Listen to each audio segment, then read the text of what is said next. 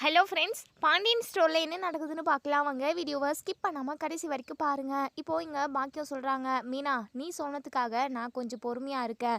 இங்கே பாருடி, நீ மாப்பிள்ளைக்கிட்ட விஷயத்த சொல்லு, அவர் என்ன சொல்கிறாருன்னு சொல்லிட்டு என்கிட்ட வந்து சொல்லு. அதுக்கப்புறம் நம்ம நடக்க வேண்டியது எல்லாத்தையுமே பார்த்துப்போம். இங்கே பாரு, நான் ரொம்ப நாளைக்கெல்லாம் பொறுமையாக இருக்க மாட்டேன். மாப்பிள்ளை என்ன சொல்கிறாங்கன்னு பார்த்துக்கிட்டு அடுத்த நாளே உன்னை புகுந்த வீட்டில் கொண்டு போய் விடுறது தான் எனக்கு வேலையே அப்படின்னு சொல்லிட்டு பாக்கியம் அவங்க வேலையை பார்க்குறதுக்காக போயிடுறாங்க. இப்போது இங்கே நம்ம மயில் பயங்கர சந்தோஷமாக இருக்காங்க. மீனாவை ஹக் பண்ணிக்கிறாங்க. மீனா ரொம்ப சந்தோஷமாக இருக்குது மீனா, நான் இன்றைக்கே மாமாவை பார்த்து பேசிடுறேன். மீனா எனக்கு ஒரு உதவி செய்ய முடியுமா அப்படின்னு சொல்லிட்டு. என்னக்கா? இல்லை, கண்டிப்பாக மாமாவுக்கு நான் கால் பண்ணேன் அப்படின்னா கூட எடுக்க மாட்டாங்க. இல்லை வேறு ஏதாவது நம்பர்லேருந்து இருந்து நான் கூப்பிட்டேன் அப்படின்னா கூட என் வாய்ஸை கேட்டதுமே ஃபோனை கட் பண்ணிடுவாங்க. எனக்காக ஒரே ஒரு உதவி மட்டும் பண்ணுறியா? சரவணன் மாமாவை கோவிலுக்கு கூட்டிகிட்டு வரியா மீனா அப்படின்னு சொல்லிட்டு இங்கே நம்ம மயில் வந்து கேட்குறாங்க. மீனாவுமே சரிங்கக்கா, உங்களுக்காக நான் பேசுகிறேன் அப்படின்னு சொல்லிட்டு. அதுக்கப்புறம் இங்கே நம்ம மயில் கோவிலில் வெயிட் பண்ணிக்கிட்டு இருக்காங்க. இன்னொரு சைடு நம்ம மீனா வந்து சரவணனுக்கு கால் பண்ணுறாங்க. சரவணனுமே கால் அட்டன் பண்ணி சொல்லுப்பா மீனா அப்படின்னு சொல்லி கேட்கவும், நம்ம மீனா இருந்துட்டு, மாமா உங்ககிட்ட நான் ஒரு முக்கியமான விஷயம் பேசணும், பக்கத்தில் உள்ள கோவில் வரைக்கும் வர முடியுமா அப்படின்னு சொல்லி கேட்குறாங்க. என்னப்பா, எதுவாக இருந்தாலும் ஃபோன்லேயே சொல்லுப்பா, எனக்கு கடையில் நிறைய வேலை இருக்குப்பா அப்படின்னு சொல்லவும், நம்ம மீனாவோ இங்கே பாருங்க மாமா, இந்த விஷயத்த நேரில் பார்த்து தான் உங்ககிட்ட நான் சொல்லணும், தயவு செஞ்சு எனக்காக வரையலா அப்படின்னு சொல்லிட்டு இங்கே கேட்குறாங்க. சரவணனுமே சரிப்பா மீனா, இதோ நான் உடனே கிளம்பி வந்துடுறேன் அப்படின்னு சொல்லிட்டு உடனே நம்ம சரவணன் வந்து கோவிலுக்கு வந்து நிற்கிறாங்க. கோவிலில் வந்து பார்த்தா நம்ம மயில் இருக்காங்க. மயில் ரொம்பவே சந்தோஷமாக இங்கே சரவணன் பக்கம் வந்து நிற்கவும், மயிலை பார்த்த நம்ம சரவணன் பயங்கரமாக கோவப்படுறாங்க. என்ன, மீனா தான் நம்மளை கோவிலுக்கு வர சொல்லிச்சு, இவ எதுக்காக வந்து நின்றுக்கிட்டு இருக்கா அப்படின்னு சொல்லிட்டு பயங்கரமாக முறைக்கிறாங்க. நம்ம மீனாவுமே அங்கே வந்து நிற்கிறாங்க. இங்கே பாருங்க மாமா, நான் உங்ககிட்ட ஒரு முக்கியமான விஷயம் பேசணும், மயிலக்காவை பற்றின விஷயமா தான் மாமா அப்படின்னு சொல்லிட்டு. என்னப்பா நீ, உன்னுடைய பேச்சுக்கு மரியாதை கொடுத்து தானே நான் கோவில் வரைக்கும் வந்தேன். போயும் இவளுக்காக பேசுறதுக்காக நான் அத்தனை வேலையுமே விட்டுட்டு இங்கே வரணுமா? இல்லைப்பா, நான் கிளம்புறேன் அப்படின்னு சொல்லிட்டு. மாமா ப்ளீஸ் மாமா, எனக்காக ஒரே ஒரு 5 நிமிஷம் நீங்கள் மயிலாக்கா கிட்ட பேசுங்க, அதுக்கப்புறம் என்னன்னு பார்த்துக்கலாம், நீங்கள் பேசுங்க மாமா அப்படின்னு சொல்லிட்டு இவங்க 2 பேருமே தனியாக பேச விட்டுட்டு மீனா வந்து தூரமாக போயிடுறாங்க. இப்போது இங்கே சரவணன் முகத்தை திரும்பி நின்றுக்கிறாங்க. இங்கே நம்ம மயில் இருந்துட்டு, மாமா உங்ககிட்ட நான் ஒரு முக்கியமான விஷயம் பேசுறதுக்காக தான் மீனா கிட்ட உதவி கேட்டிருந்தேன். மீனா மேலே எந்த தப்பும் இல்லை, நான் தான் கெஞ்சி கேட்டதுனால தான் அவள் எனக்கு உதவி செஞ்சா. அவள் மேலெல்லாம் நீங்கள் கோவப்படாதீங்க. இங்கே பாரு, என்ன விஷயம் அதை மட்டும் சொல்லு, தேவையில்லாமல் என்னென்னமோ பேசிக்கிட்டு இருக்க வேலைலாம் வேண்டாம் அப்படின்னு சொல்லிட்டு கோவப்படுறாங்க. நம்ம மயிலுமே சொல்ல ஆரம்பிக்கிறாங்க. மாமா அது வந்து நான் எப்படி மாமா என் வாயால் சொல்லுவேன் அந்த விஷயத்த அப்படின்னு சொல்லிட்டு. அப்போது சொல்லலைன்னா சொல்லு, நான் கிளம்புறேன் அப்படின்னு சொல்லிட்டு. ஐயோ மாமா சொல்கிறேன் இருங்க மாமா, அது வந்து மாமா இத்தனை நாளாக நம்ம வாழ்ந்த வாழ்க்கைக்கு ஒரு அர்த்தம் கிடைக்க போகுது மாமா அப்படின்னு சொல்லவும், நம்ம சரவணன் இருந்துட்டு, அப்படி ஒன்றும் நம்ம யாரும் வாழாத வாழ்க்கையெல்லாம் வாழ்ந்துட கிடையாது. நீ என்னை பொய் சொல்லி கல்யாணம் பண்ணிக்கிட்ட, எவ்வளோ ஒரு கேடுகெட்ட வேலையை பார்த்துருக்க, 2 வருஷமாக வீட்டில் உள்ள ஒட்டுமொத்த பேரையுமே நீ கஷ்டப்படுத்திருக்க, காயப்படுத்திருக்க, எல்லாரையுமே ஸ்டேஷன் வரைக்கும் வர வச்சு கோர்ட்டு போலீஸ் ஸ்டேஷன் அங்கே இங்கேன்னு எங்களை அலைய விட்டல, உன்னை எப்போவுமே நான் மன்னிக்கவே மாட்டேன் அப்படின்னு சொல்லிட்டு. மாமா அதெல்லாம் தப்பு தான் மாமா, ரொம்ப ரொம்ப தப்பு தான், அந்த தப்பெல்லாம் நான் உணர்ந்துட்டேன் மாமா அப்படின்னு சொல்லிட்டு. நீ தப்பை உணர்ந்தாலுமே உன் கூட ஒன்று சேர்ந்து வாழ்கிற ஐடியாலாம் எனக்கு கிடையாது. ஃபஸ்ட்டு எதுக்காக இங்கே வர சொன்னீங்க அதை மட்டும் சொல்லு, நான் கிளம்பணும் அப்படின்னு சொல்லிட்டு. இப்போ மயில் வந்து விஷயத்த சொல்லிடுறாங்க. மாமா நான் மாசமாக இருக்கேன் மாமா, நான் அம்மாவாக போகிறேன், நீங்கள் அப்பாவாக போகிறீங்க அப்படின்னு சொல்லிட்டு. இங்கே நம்ம மயில் வந்து விஷயத்த சொன்னதுமே சரவணன் பயங்கரமாக அதிர்ச்சி ஆகிறாங்க. அதே சமயம் நம்ம மயில் ஏற்கனவே ப்ரெக்னெண்ட்டாக இருக்கிறதா சொல்லி ஹாஸ்பிட்டலெல்லாம் போய் ஹாஸ்பிட்டலில் இவங்க ப்ரெக்னெண்ட்டாகவே இல்லை அப்படிங்கிற விஷயமெல்லாம் சொன்னாங்க இல்லையா, இது எல்லாத்தையுமே நம்ம சரவணன் ரீகால் பண்ணி பார்க்குறாங்க. இங்கே பாருடி, சும்மா நாடகம் நடத்திக்கிட்டு இருக்காத, என்ன என்னை பார்த்தா பைத்தியக்கார மாதிரி தெரியுதா? இங்கே பாரு, நீ என்ன தான் நாடகம் நடித்தாலும் கண்டிப்பாக நான் உன் கூட ஒன்று சேர்ந்து வாழ்கிற ஐடியாலாம் கிடையாது. உனக்கும் எனக்கும் எப்போ விவாகரத்து நடக்குமோன்னு சொல்லிட்டு ஒவ்வொரு நிமிஷமும் நான் வெயிட் பண்ணிக்கிட்டு இருக்கேன். தேவையில்லாமல் நடித்து என்னை ஏமாற்றணும்னு சொல்லிட்டு இப்போவும் கணக்கு போட்டுக்கிட்டு இருக்காத, இப்போவும் நான் இழிச்சு வாயினாவே இருக்குன்னு சொல்லிட்டு நீ நினைக்காத அப்படின்னு சொல்லிட்டு நம்ம சரவணன் அங்கேருந்து கிளம்ப பார்க்கவும், மாமா நான் உண்மையை தான் மாமா சொல்கிறேன் அப்படின்னு சொல்லவும், சரவணன் சொல்கிறாங்க, அது உண்மையாகவே இருக்கட்டும், அதை பற்றி எனக்கு கவலை இல்லை, அப்படி உண்மையாக இருந்தாலுமே அந்த வயிற்றில் வளர்கிற குழந்தைக்கு நான் அப்பா கிடையாது. இதில் கூட நீ என்கிட்ட ஏதாவது பொய் சொல்லலாம்ல அப்படின்னு சொல்லவும் இந்த வார்த்தை நம்ம மயிலை ரொம்பவே கஷ்டப்படுத்திடுது. மாமா என்ன வார்த்தை பேசுகிறீங்க? ஏதோ என் அம்மாவும் என் அப்பாவும் எனக்கு கல்யாணம் சீக்கிரமாகவே நடந்துடணுன்றதுக்காக உங்ககிட்ட 2 3 பொய் சொன்னது உண்மைதான். அதுக்காக இப்படி கேவலமாக நான் நடந்துக்குவேன்னு நினைக்கிறீங்களா? என் வயிற்றில் வளர்கிற குழந்தைக்கு நீங்கள் தான் அப்பா மாமா அப்படின்னு சொல்லிட்டு, இங்கே பாருடி, உன் பேச்செல்லாம் என்னால் நம்பிக்கிட்டு இருக்க முடியாது அப்படின்னு சொல்லிட்டு கூச்சல் போட்டு பேசிக்கிட்டு இருக்கவும் உடனே மீனா ஓடி வராங்க. மாமா என்னாச்சு? ஏன் இவ்வளோ சத்தமாக கோவமாக பேசுகிறீங்க? போதும் மீனா, நீ எதுவுமே பேசாத. உன்னை நம்பி நான் இங்கே கோவிலுக்கு வந்தேன் பாரு, எனக்கு நல்ல மரியாதை செலுத்திட்டேன். இங்கே பாரு, இதுக்கப்புறம் இந்த மயில் விஷயமா பேசணுன்றதுக்காக என்னை எப்போவுமே எங்கேயுமே கூப்பிடாதப்பா மீனா அப்படின்னு சொல்லிட்டு நம்ம சரவணன் பயங்கரமாக அங்கேருந்து கோவத்தோடு கிளம்பிடுறாங்க. மயில் இங்கே நம்ம மீனாவோட அதாவது மீனாவை ஹக் பண்ணிக்கிட்டு பயங்கரமாக அழுகுறாங்க. ஸோ நம்ம மீனாவுக்கு என்ன பண்ணுறதுன்னே தெரியல. அக்கா அழுகாதீங்க அக்கா, சரவணன் மாமா இப்போ வரைக்குமே கோவமாக தான் இருக்காங்க போல். ஐயோ நான் என்ன பண்ணுவேன்? அக்கா அழுகாதீங்க, கொஞ்ச நேரம் உட்காருங்க வாங்க அப்படின்னு சொல்லிட்டு மயில் தேம்பி தேம்பி அழுதுகிட்டே இருக்காங்க. அதுக்கப்புறம் நம்ம மீனா மயிலை அவங்க வீட்டுக்கு கூட்டிகிட்டு போயிடுறாங்க. பாக்கியமும் சுடர் அதுக்கப்புறம் மாணிக்கம் இவங்க 3 பேருமே வெயிட் பண்ணிக்கிட்டு இருக்காங்க. மாப்பிள்ளை என்ன சொல்லியிருக்காரு அப்படின்னு சொல்லிட்டு. இப்போது மயில் அழுதுகிட்டே வரவும் மீனா வந்து மயிலை பிடிச்சிக்கிட்டே உள்ளே கூட்டிகிட்டு வராங்க. உட்காருங்கக்கா அப்படின்னு சொல்லிட்டு. என்னடி போகிறப்போ சந்தோஷமாக போனேன், இப்போ என்னவோ அப்படியே முகத்தை தூக்கிக்கிட்டு அழுதுகிட்டு வந்துக்கிட்டு இருக்க, என்னடி ஆச்சு? மாப்பிள்ளை என்ன சொன்னாங்க? எனக்கு தெரியும் அவங்க என்ன சொல்லியிருப்பாங்கன்னு சொல்லிட்டு அப்படின்னு சொல்லிட்டு பயங்கரமாக கோவமாக பேசவும் நம்ம மீனா இருந்துட்டு, இங்கே பாருங்க கொஞ்சம் பொறுமையாக இருக்கேலா, அக்காவே கொஞ்சம் வருத்தமாக வந்திருக்காங்க. இங்கே பாரு மீனா, என்னால் இதுக்கப்புறமெல்லாம் பொறுமையாக இருக்க முடியாது. மயில் அழுறதா பார்த்தாவே எனக்கு நல்லா தெரியுது. மாப்பிள்ளை கண்டிப்பாக இது என் குழந்தை இல்லை, நீ பொய் சொல்கிற, நாடகம் நடத்துகிற அப்படின்னு சொல்லிட்டு தான் எனக்கு சொல்லுவாங்கன்னு எனக்கு நல்லாவே தெரியும். அதுக்காக தான் மயிலை கூட்டிகிட்டு போயிட்டு அவங்க புகுந்து வீட்டிலேயே நான் விட்டுட்டு வரேன்னு சொன்னேன். ஆனால் பொறுமையாருன்னு சொல்லி இப்போது என் பொறுமைக்குமே அளவில்ல, அதாவது என் பொறுமைக்குமே ஒரு அளவு இருக்குது. அவ்வளோதான் என்னுடைய பொறுமை. நான் இப்போவே அவங்க வீட்டுக்கு போயிட்டு நியாயம் கேட்குறேன். அதே எப்படி மாப்பிள்ளை இப்படி என் பொண்ணை காயப்படுத்தலாம் அப்படின்னு சொல்லிட்டு இங்கே பாக்கியம் பயங்கரமாக சண்டை போட ஆரம்பிக்கவும் மயிலுக்கு என்ன சொல்கிறதுனே தெரியல. அவங்க சின்னதாக நம்பிக்கை வச்சுருந்தாங்க. தான் ப்ரெக்னெண்ட்டாக இருக்கிற விஷயத்த சரவணன் கிட்ட சொன்னாங்க அப்படின்னா கண்டிப்பாக அவங்க வந்து ஏற்றுப்பாங்கன்ற ஒரு நம்பிக்கையில் இருந்தாங்க. இப்போ அந்த நம்பிக்கையுமே உடஞ்சி போச்சு. ஸோ பாக்கியம் பயங்கர கோவப்படுறாங்க. இப்போது மீனாவுக்குமே என்ன பண்ணுறதுன்னே தெரியல. அக்கா நீங்களாவது சொல்லுங்கக்கா, கொஞ்சம் பொறுமையாக இருக்க சொல்லுங்கக்கா அப்படின்னு சொல்லவும் நம்ம மயிலுமே அழுதுகிட்டே இருக்காங்க. இங்கே பாருங்கக்கா, நீங்கள் ரெஸ்ட் எடுங்க, எனக்கு கொஞ்சம் வேலை இருக்குது, ஆஃபீஸ்லேருந்து கால் வந்துக்கிட்டே இருக்குது, நான் போய் பார்க்குறேன், கொஞ்சம் பொறுமையாக இருங்குங்க அப்படின்னு சொல்லிட்டு பாக்கியத்துக்கிட்ட சொல்லிட்டுமே நம்ம மீனா ஆஃபீஸ்க்கு கிளம்பி போயிடுறாங்க. இப்போது பாக்கியம் இருந்துட்டு, யோ வாயா அப்படின்னு சொல்லிட்டு, மயிலே அந்த ரிப்போர்ட்ஸ் எல்லாம் கொடு அப்படின்னு சொல்லிட்டு, அம்மா என்னம்மா பண்ண போகிற? ஏய் கூடுன்னு சொன்னேன். நீ மாசமாயி குழந்தை பெற்றுக்கிற வரைக்குமாலாம் என்னால் உன்னை பார்த்துக்க முடியாது. நீ எங்கே போய் இருக்கணுமோ அந்த இடத்துல தான் இருக்கணும் அப்படின்னு சொல்லிட்டு இங்கே பாக்கியமும் நம்ம மாணிக்கம் இவங்க 2 பேருமே கிளம்பவும் பின்னாடியே நம்ம மயிலுமே அம்மா நானும் வரேம்மா அப்படின்னு சொல்லிட்டு, சரி வாடி அப்படின்னு சொல்லிட்டு 3 பேருமா இப்போது கோமதி வீட்டுக்கு போயிடுறாங்க. நம்ம கோமதி அவங்க அம்மாவுக்கு சமைச்சு கொண்டு வந்து கொடுக்குறாங்க. அம்மா சாப்பிடுமா அப்படின்னு சொல்லிட்டு. அப்போ தான் நம்ம அப்போ வந்து கொஞ்சமாக வாயில் எடுத்து வைக்கவும் வெளியே இருந்து பாக்கியத்தோட சத்தம், யாரும்மா அந்த வீட்டில், வெளியே வாங்கம்மா அப்படின்னு சொல்லிட்டு சத்தம் போட்டு கூப்பிட்டுக்கிட்டு இருக்காங்க. உடனே நம்ம அப்போ இருந்துட்டு, கோமதி இது யார்? இது மயிலோட அம்மாவோட வாய்ஸ் மாதிரியே இருக்குது அப்படின்னு சொல்லிட்டு, அதை தான்மா நானும் யோசிச்சுக்கிட்டு இருக்கேன். இவங்கெல்லாம் இங்கே வரமாட்டாங்களே, ஒருவேளை ஏதாவது பிரச்சனை பண்ணணுன்றதுக்காக வந்திருப்பாங்களோ அப்படின்னு சொல்லிட்டு இங்கே நம்ம பாக்கியம் திரும்ப திரும்ப கத்திக்கிட்டே இருக்காங்க. நம்ம கோமதி வெளியே வந்து பார்க்குறாங்க. இங்கே பாக்கியத்தை பார்த்ததுமே பயங்கரமாக கோவப்படுறாங்க. எதுக்காக நீங்கள் இங்கே வந்திருக்கீங்க? ஒழுங்காக இங்கேருந்து போயிடுங்க. உங்களுக்கும் இந்த குடும்பத்துக்கும் எந்த சம்மந்தமும் இல்லைன்னு சொல்லிட்டு தானே நாங்கள் கோர்ட்லேயே விவாகரத்து வரைக்கும் போய்கிட்டு இருக்கோம். கோர்ட்டில் கேஸுமே நடந்துக்கிட்டு இருக்குல்ல, அப்படி இருக்கிறப்போ எந்த மூஞ்சை வச்சுக்கிட்டு நீங்கள் இங்கே வந்தீங்க அப்படின்னு சொல்லிட்டு கோமதி கோவப்படுறாங்க. பின்னாடியே அப்பத்தா, அரசி, ராஜி, கதிர் இவங்க எல்லாருமே வந்துடுறாங்க. உடனே இங்கே பாக்கியம் இருந்துட்டு, இங்கே பாருங்கம்மா, நான் சும்மா ஒன்றும் வரல, விஷயத்தோடு தான் வந்திருக்கேன் அப்படின்னு சொல்லிட்டு, என்ன புதுசாக ஏதாவது கண்டுபிடிச்சி ஏதாவது ஒரு நாடகத்தை போட்டு உங்கள் பொண்ணை இந்த வீட்டில் வாழ வச்சிடலான்னு சொல்லிட்டு நாடகம் நடிக்கிறதுக்காக வந்திருக்கீங்களா? இங்கே பாருங்கள், அது மட்டும் நடக்கவே நடக்காது. ஒழுங்காக இடத்த காலி பண்ணுங்க அப்படின்னு சொல்லிட்டு மயில், அத்தை தயவு செஞ்சு நாங்கள் என்ன சொல்ல வந்திருக்கோன்னு சொல்லிட்டு கொஞ்சம் காது கொடுத்து கேட்குறீங்களா அப்படின்னு சொல்லிட்டு, இங்கே பாரு, நீங்கள் சொல்கிறதெல்லாம் கேட்டுக்கிட்டு இருக்க அளவுக்கு எனக்கு டைம் எதுவுமே இல்லை.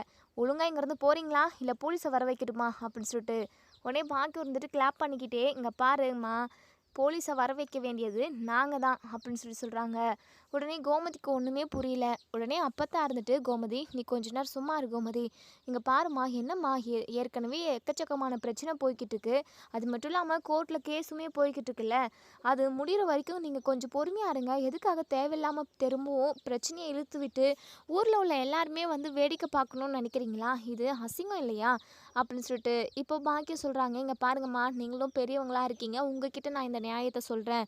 என் பொண்ணு கர்ப்பமாக இருக்கா அப்படின்னு சொல்லவும், இதை கேட்ட நம்ம அப்பத்தாவுமே பயங்கரமாக அதிர்ச்சி ஆகுறாங்க. கோமதி சிரிச்சுக்கிட்டே வந்து, இங்கே பாருங்கம்மா, இதெல்லாம் நம்பவே நம்பாத. ஏற்கனவே இவங்க குடும்பத்தில் உள்ள எல்லாருமே சேர்ந்துக்கிட்டு கர்ப்பமாக இருக்கிறதா சொல்லி நம்ம குடும்பத்தவே ஏமாத்துனாங்க. நானும் மயில் கர்ப்பமாக இருக்கா, ஏன் மருமக கர்ப்பமாக இருக்கான்னு சொல்லிட்டு ஊர் ஃபுல்லாக தந்துரும் அடித்தேன். ஆனால் டாக்டர்கிட்ட போய் பார்த்ததுக்கப்புறம் தானே தெரியுது, இவ கர்ப்பமாகவும் இல்லை ஒன்றும் இல்லை, நாடகம் நடிச்சிருக்கான்னு சொல்லிட்டு. நம்பாதம்மா, இவங்கள நம்பவே நம்பாத அப்படின்னு சொல்லிட்டு நம்ம கோமதி அப்பத்தா கிட்ட சொல்கிறாங்க. உடனே பாக்கியம் இருந்துட்டு, இங்கே பாருங்கள், நாங்கள் ஒன்றும் சும்மா வீட்டில் கிட்ட வாங்கி பார்த்து செக் பண்ண கிடையாது. போன டைமே நாங்கள் போய் சொல்லவே இல்லை. என்னமோ எங்களோட தலை சனியும் அப்படியெல்லாம் நடந்துருச்சு. இப்போது நாங்கள் ஹாஸ்பிட்டலுக்கு போயிட்டு ரிப்போர்ட்டோடு தான் வந்திருக்கோம் அப்படின்னு சொல்லிட்டு ரிப்போர்ட்டெல்லாம் காட்டுறாங்க. அதை படித்து பார்த்துட்டு கோமதிக்கு ஒரு நிமிஷம் பதட்டமாக இருக்குது. ஐயோ, ஒருவேளை கர்ப்பமாக இருப்பாளோ அப்படின்னு சொல்லிட்டு. இல்லை இல்லை, இந்த விஷயத்துலேயும் இவங்க பொய் தான் சொல்லுவாங்க. இந்த குடும்பத்தில் உள்ள ஒட்டுமொத்த பேருமே பொய் மட்டும்தான் சொல்லுவாங்க. பொய் மட்டும்தான் இவங்க வாய்க்குள்ள நுழையும். ஏதோ ஒரு திருட்டு வேலை இருக்குது அப்படின்னு சொல்லிட்டு கோமதி மனசுக்குள்ளேயே நினைக்கிறாங்க. இங்கே பாருங்கள், கண்டிப்பாக இதெல்லாம் பொய்யாக தான் இருக்கும். அப்படியே ஒரு வேளை இவ கர்ப்பமாக இருந்தாலுமே அது என் பையனுக்கு பிறக்க போகிற குழந்தையா இருக்கவே இருக்காது அப்படின்னு சொல்லவும், நம்ம பாக்கியத்துக்கு பயங்கரமாக கோவம் வந்துடுது. போதும் நிறுத்துங்க, இந்த விஷயத்தில் யாராவது பொய் சொல்லுவாங்களா? கேவலமாக பேசுகிறீங்க.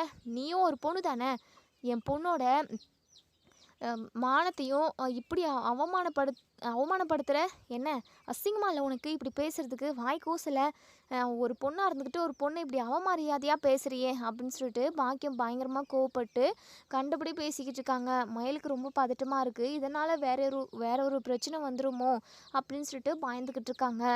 ஸோ இப்போது நம்ம மயில் பாக்கியத்துக்கிட்ட போயிட்டு, அம்மா பிரச்சனை எதுவும் வேண்டாம்மா, அதான் கோர்ட்டில் கேஸ் போய்கிட்டு இருக்குல்ல, அங்கே நான் கர்ப்பமாக இருக்கிறத அங்கே சொல்லுவோம். அது மட்டும் இல்லாமல் அங்கே டாக்டர் வச்செல்லாம் செக் பண்ணி பார்ப்பாங்கல்ல, அப்போது ஜட்ஜ் அம்மாவே ஒரு நல்ல முடிவை சொல்லுவாங்கம்மா. வாமா நம்ம வீட்டுக்கு போயிடலாம், பிரச்சனை எதுவும் வேண்டாமா அப்படின்னு சொல்லிட்டு. ஏய் நீ அமைதியாயிரு, எனக்கு எல்லாம் தெரியும். இங்கே பாரு மயிலு, நீ இந்த குடும்பத்தோட வாரிசை சுமந்துக்கிட்டு இருக்க, அப்போது நீ இந்த வீட்டில் தானே இருக்கணும்.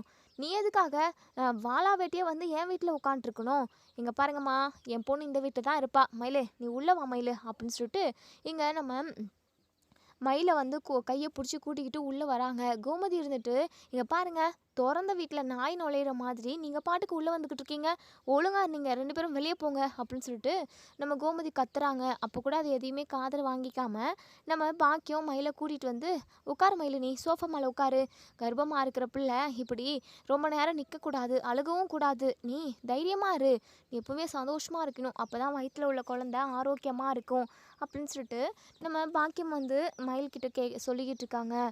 உடனே இங்கே நம்ம கோமதிக்கு பயங்கரமாக கோவம் வருது. நம்ம சரவணனுக்கு கால் பண்ணி விஷயத்த சொல்கிறாங்க. சரவணனும் பாண்டியனும் கிளம்பி வீட்டுக்கு வராங்க. சரவணன் பயங்கர கோவமா, ஏய் ஒழுங்கு மரியாதையாக எந்திர்றி, எதுக்காக நடு வீட்டில் வந்து உட்காண்ட்ருக்க? என்ன நீ கஷ்டப்பட்டு நீ இந்த வீட்டை கட்டினியா? அப்படியே வந்து முதலாளி மாதிரி உட்காண்ட்ருக்க, ஒழுங்காக எந்திரிச்சு வெளியே போடி அப்படின்னு சொல்லிட்டு இங்கே நம்ம சரவணன் பயங்கரமாக கோவப்படுறாங்க. ஸோ இப்போது பாண்டியனுமே இதை பார்த்துக்கிட்டு தான் இருக்காங்க. ஆனால் மயிலையும் பாக்கியத்தையும் வீட்டை விட்டு வெளியே போக சொல்லலை. உடனே இங்கே நம்ம பாண்டியன் இருந்துட்டு, டே சரவணா, என்னடா பிரச்சனை? எதுக்காக இவங்க இங்கே வந்துக்கிட்டு இருக்காங்க? என்ன பிரச்சனை பண்ணுறதுக்காக வந்திருக்காங்க? இங்கே பாருங்க, சொல்லுங்கள், எதுக்காக வந்திருக்கீங்க அப்படின்னு சொல்லிட்டு பாக்கியத்துக்கிட்ட கேட்கவும், பாக்கியம் இருந்துட்டு, இங்கே பாருங்கள் சம்மந்தியா, இந்த வீட்டில் கொஞ்சம் நியாயமானவர் நீங்கள் தான். உங்ககிட்டயாவது சொல்கிறேன், என் பொண்ணு கர்ப்பமாக இருக்கா, நாங்கள் ஹாஸ்பிட்டலில் போயிட்டு கன்ஃபார்ம் பண்ணிட்டு தான் வரோம். உங்களுக்கு சந்தேகமாக இருந்தால் நீங்கள் போயிட்டு டாக்டர்கிட்ட, ஏன் உங்களுக்கு க்ளோஸான டாக்டர்கிட்டே செக் பண்ணிட்டு வரலாம். 2 மாதத்துக்கு மேலே ஆகுது மயில் கர்ப்பமாகி. இதை வந்து சொல்ல வந்தால் இந்த நிற்கிறாங்களே கோமதி, இவங்க என்ன சொல்கிறாங்க, இது என் பையனோட குழந்தை இல்லை அப்படின்னு இவங்க சொல்கிறாங்க. கோவிலுக்கு தனியாக சரவணன் கிட்ட மயில் சொல்ல போனப்பவும் இந்த சரவணன் தம்பியும் இப்படி தான் சொல்லி அனுப்பியிருக்காரு. இதெல்லாம் கொஞ்சமாவது நியாயமாக இருக்கா? ஒரு பொண்ணை எந்த விஷயத்தில் வேணாலும் சந்தேகப்படலாம், ஆனால் இந்த மாதிரி விஷயத்தில் சந்தேகப்படலாமா? கொஞ்சமாவது மனசாட்சி வேணும்ல அப்படின்னு சொல்லிட்டு இங்கே பாக்கியம் சொல்கிறாங்க. பாண்டியன் கொஞ்சம் நேரம் யோசிக்கிறாங்க. இப்போ பாக்கியம் இருந்துட்டு, ஏன் சம்மந்தியா உங்ககிட்டயே தான் நான் நியாயமான ஒரு கேள்வி கேட்குறேன். ஏன் இந்த சம்மந்தி அம்மா கூட தான் இந்த ராஜிக்கும் கதிருக்கும் கல்யாணம் பண்ணி வச்ச விஷயத்த இந்த குடும்பத்தில் உள்ள எல்லார்கிட்டையுமே மறைச்சிருக்காங்க. அப்போது சொல்லப்போனால் இவங்களும் பொய் சொன்னதான் அர்த்தம் தானே. அவங்களுக்கு ஏதோ ஒரு சுச்சுவேஷன், அதனால் அப்படி ஒரு பொய்யை சொல்லியிருக்காங்க. அதே மாதிரி தானே எங்கள் பொண்ணுக்கு 2-3 மாதத்தில் கல்யாணம் நடக்கணும், இல்லைனா கல்யாணமே நடக்காதுன்னு சொல்லிட்டு ஜோசியர் சொல்லிட்டாங்க. அதுக்கப்புறம் எனக்கு என்ன பண்ணுறதுனே தெரியல. அதை இதை சொல்லி எப்படியாவது கல்யாணம் நடந்தால் போதுன்னு சொல்லிட்டு தான் நாங்கள் ஒரு ஆத்திர அவசரத்தில் அப்படி ஒரு சூழ்நிலையில் நாங்கள் பொய்யை சொல்லிட்டோம். அது தப்பு தான், நான் இல்லைன்னு சொல்லலை. அப்போது உங்கள் பொண்டாட்டி தப்பு பண்ணால் அவங்களுக்கு ஒரு தண்டனை, அதே என் பொண்ணு தப்பு ஏதோ தெரியாமல் பொய் சொல்லிட்டா அவளுக்கு ஒரு தண்டனையா? என்ன இது, உங்களுக்கு ஒரு நியாயம் எங்களுக்கு ஒரு நியாயமா? இதெல்லாம் கொஞ்சம் கூட சரியில்லை. அநியாயம் பண்ணிக்கிட்டு இருக்கீங்க. அது மட்டும் இல்லாமல் கர்ப்பமாக இருக்கான்னு சொல்கிறேன். உங்கள் பையனும் உங்கள் வீட்டுக்காரம்மாவும் என்ன சொல்கிறாங்க, அது எங்கள் குழந்தையே கிடையாது, வேறு யாருக்கோ வந்த குழந்தை அப்படின்ற மாதிரி அவளை அவமானப்படுத்தி பேசுகிறாங்க. இப்படி பேசுறதுக்கு இவங்க 2 பேருக்கும் கொஞ்சம் கூட வாய் கூசலையா சம்மந்தியா? நீங்களாவது கொஞ்சம் நியாயமாக முடிவெடுங்க இந்த விஷயத்தில் அப்படின்னு சொல்லிட்டு பாக்கியம் சொல்கிறாங்க. இப்போது பாண்டியன் இருந்துட்டு கொஞ்ச நேரம் யோசிக்கிறாங்க. உடனே நம்ம மயில் பாண்டியனோட காலில் விழுந்து, நான் பண்ணதெல்லாம் ரொம்ப ரொம்ப தப்பு தான், என்னை மன்னிச்சிருங்க மாமா. இதுக்கப்புறம் என் வாயில் பொய்யின்றதே வராது. நான் இந்த குடும்பத்துக்கும் என் மாமாவுக்கும் உண்மையாக இருப்பேன். என் வயத்தில் இப்போது இந்த வீட்டோட வாரிசு வளர்ந்துக்கிட்டு இருக்கு. இந்த குழந்தை பிறக்கிறப்போ இந்த குழந்தைக்கு அம்மாவும் அப்பாவும் இருக்கணும். அப்போ தானே இந்த குழந்தையும் நல்லபடியாக வளரும். தயவு செஞ்சு இதெல்லாம் மனசில் வச்சுக்கிட்டு என்னை இந்த வீட்டுக்குள்ளே சேர்த்துக்கோங்க. இந்த வீட்டுக்காக இனிமேல் நான் உண்மையாக இருக்குவேன் மாமா அப்படின்னு சொல்லிட்டு மயில் அழுது கையெடுத்து கும்பிட்டு கேட்குறாங்க. பாண்டியன் இருந்துட்டு, இங்கே பாரு சரவணா, சொல்கிறத கேளுடா. ஏதோ நடந்து போச்சு. அப்போது உன் அம்மா பண்ணதும் தப்பு அப்படின்னா உன் அம்மாவையும் வீட்டை விட்டு துரத்திடலாமா? இல்லைல்ல, நான் அப்படி துரத்தலைல்ல. ஏதோ ஒரு சுச்சுவேஷனில் எல்லாருமே ஒரு பொய்யை சொல்லிடுறாங்க. அது தவிர்க்க முடியாத ஒரு சுச்சுவேஷனில் தான் அப்படி பண்ணிடுவாங்க. உன் அம்மா அப்பாவுக்கு மட்டும் நியாயம் இருக்குது, அப்படி இருக்குன்னு சொல்லிட்டு உன் அம்மாக்காக என்கிட்ட வந்து வரிஞ்சு கட்டிக்கிட்டு பேசுவில்ல. அதே மாதிரி தானே மயிலும் ஏதோ தப்பு பண்ணிட்டா. இதுக்கப்புறம் தப்பு பண்ணாமல் அவள் இருந்தானா நம்ம இந்த வீட்டிலே வச்சுருக்கலாம். அப்படியே குழந்த பிறந்ததுக்கப்புறமும் தப்பு பண்ணிட்டா அப்படின்னா கண்டிப்பாக வீட்டை விட்டு நான் துரத்துறேன் சரவணா. நான் சொல்கிறத கேளு, மயிலை ஏற்றுக்கோடா அப்படின்னு சொல்லிட்டு இங்கே நம்ம பாண்டியன் வந்து சொல்கிறாங்க. ஸோ சரவணன் வந்து மனசுக்குள்ளே நினைக்கிறாங்க, கண்டிப்பாக இதெல்லாம் நமக்கு சரிப்பட்டே வராது, இப்படி ஒரு பொய்க்காரி கூட நம்மளால் வாழ முடியாது அப்படின்ற மாதிரி தான் யோசிக்கிறாங்க. அப்பா, கண்டிப்பாக இது என் குழந்தையாக இருக்காது, வேறு யாருக்கோ பிறக்க போகிற குழந்தை தான் இது அப்படின்னு சொல்லவும், இதை காதால் கேட்ட பாக்கியத்தால் கண்டிப்பாக கொஞ்சம் கூட அப்படி இதை ஏற்றுக்கவே முடியல. கோமதி கேட்டிருந்தாலுமே அது ஒரு பக்கம் எப்படியோ ஒன்று விட்டுட்டாங்க. சரவணன் வாயாலிருந்து வந்ததுனால நம்ம பாக்கியத்துக்கு பயங்கரமாக கோவம் வருது. உடனே நம்ம சரவணனோட ஷர்ட்டை பிடிச்சிக்கிட்டு, உங்களுக்கு கொஞ்சமாவது மனசாட்சி இருக்கா? இங்கே பாருங்கள், தேவையில்லாமல் பிரச்சனை பண்ணாமல் என் பொண்ணை இதே வீட்டில் வாழ வைங்க. அப்படி இல்லைன்னா நடக்கிறதே வேற. இந்த பாக்கியம் என்ன செய்வான்னு யாருக்கும் தெரியாது அப்படின்னு சொல்லிட்டு எங்கள் பாக்கியம் பயங்கரமாக கோவப்படுறாங்க. உடனே எங்கள் கோமதிக்கு கோவம் வந்து, இங்கே பாருங்கம்மா, ஒழுங்காக என் பையன் ஷர்ட்லேருந்து கையெடுங்க. என்ன நினச்சிக்கிட்டு இருக்கேங்க? எங்கள் வீட்டுக்கே வந்து என் பையனோட ஷர்ட்டவே பிடிக்குவீங்களா? ஒழுங்கு மரியாதை உங்கள் பொண்ணை கூட்டிக்கிட்டு வெளியே போங்க அப்படின்னு சொல்லிட்டு கோவப்படுறாங்க. உடனே இங்கே நம்ம பாண்டியன் இருந்துட்டு, இங்கே பாருங்கள் சம்மந்தியம்மா, நீங்கள் கவலைப்படாதீங்க, மயில் அந்த வீட்டில் விட்டுட்டு போங்க. சரவணனுக்கு கோவம் இருக்க தான் செய்யும், அவன் பாதிக்கப்பட்டவன், அதனால் அவன் கொஞ்சம் கொஞ்சமாக சரியாயிடுவான். மயில் இதே வீட்டில் இருக்கட்டும், நீங்கள் போங்க அப்படின்னு சொல்லிட்டு பாண்டியன் சொல்கிறாங்க. கோமதி வந்து பாண்டியன் முன்னாடி வந்து, என்னங்க நீங்கள் பேசிக்கிட்டு இருக்கீங்க? சரவணனோட வாழ்க்கைய பத்தி கொஞ்சமாவது நீ யோசிச்சு பார்த்தீங்களா? ஏங்க இப்படி கொஞ்சம் கூட மனசாட்சி இல்லாம பேசிக்கிட்டு இருக்கீங்க? அவனோட மனசு எவ்வளோ பாதிக்கப்பட்டிருக்கு. எல்லாத்துக்கும் காரணம் இந்த குடும்பத்தினால தானே. அவன் ரொம்ப நொந்து போயிருக்காங்கங்க. இனிமே அவன் வாழ்க்கை விஷயத்துல அவன் என்ன முடிவு எடுப்பானோ அதுதாங்க. ஏற்கனவே நம்ம இந்த உதவாக்கரைய அதாவது பார்த்து நம்ம சரவணனுக்கு கல்யாணம் பண்ணி வச்சு, அவனோட வாழ்க்கை கெடுத்ததெல்லாம் போதுங்க. இதுக்கப்புறமும் அவன் நிம்மதி இல்லாத ஒரு வாழ்க்கைய வாழணுமாங்க? அப்படின்னு சொல்லவும், பாண்டியன் இருந்துட்டு யாருக்கிட்டயுமே எனக்கு பேச்சு வேண்டி அதாவது பேச்சு கிடையவே கிடையாது. அம் அதாவது நேர்மையானவங்களா இருந்தா பரவால்ல. அவங்களோட பேச்சே நம்ம காது குடுத்து கேட்கலாம். அவங்களே தப்பு பண்ணிட்டாங்க. இவங்கலாம் நியாயம் பேசுறதுக்கு வராங்க. அப்படின்ற மாதிரி குத்தி காட்டுற மாரி பேசுறாங்க. நம்ம கோமதிக்கு என்ன பண்றதுன்னே தெரியல. சரவணன் இருந்துட்டு, "அப்பா, என் வாழ்க்கைய நீங்க கெடுத்துட்டீங்கப்பா. உண்மையாவே என் வாழ்க்கைய கெடுத்துட்டீங்க. இவள கல்யாணம் பண்ணி வச்சு என் வாழ்க்கைய தர நாசம் ஆக்கிட்டீங்க" அப்படின்னு சொல்லிட்டு சரவணன் ஒரு வார்த்தையை விடவும் பாண்டியன் நொறுங்கி போயிடுறாரு. ஏன்னா இத்தனை நாள் வரைக்குமே குடும்பத்தில் உள்ளவங்களோட மனசு காயப்படக்கூடாது, கஷ்டப்படக்கூடாதுன்னு சொல்லிட்டு நினச்ச சரவணன் இன்னைக்கு திரும்பவும் நம்ம பாண்டியன் மயிலை ஏற்றுக்க சொல்கிறதுனால பாண்டியனவே எதிர்த்து பேசுகிறாங்க. உங்களால் தான் என் வாழ்க்கை போச்சு. நான் மட்டும் லவ் பண்ண பொண்ணை கல்யாணம் பண்ணிக்கிட்டு இருந்திருந்தேன் அப்படின்னா கஷ்டமோ நஷ்டமோ என் வாழ்க்கை நல்லா இருந்திருக்கும். ஆனால் என் வாழ்க்கை குழி தோண்டி புதைச்சிட்டிங்கன்ற மாதிரி சரவணன் கேட்குறாங்க. பாண்டியனுக்கு அடுத்து பேச்சே வரல. நொறுங்கி போயிடுறாரு. உடனே கோமதி இருந்துட்டு, "இங்கே பாரு சரவணா, நடந்து முடிஞ்சதெல்லாம் எதுக்காக பேசிக்கிட்டு இருக்க? தேவையில்லாமல் இதெல்லாம் பேசுனா மனசு கஷ்டம்தான். ஏய் இங்கே பாரு மயிலு, உன்னால தான் இப்போது குடும்பத்துக்குள்ளே தகராறு வந்துக்கிட்டு இருக்கு. ஏன் எங்கள் யாரையுமே நிம்மதியாக இருக்கவே விட மாட்டியா? உன்னால தான் எல்லா பிரச்சனையுமே. என் பையன் இன்னைக்கு நொந்து போய் இருக்கிறான் அப்படின்னா அதுக்கு நீ தான் காரணம்.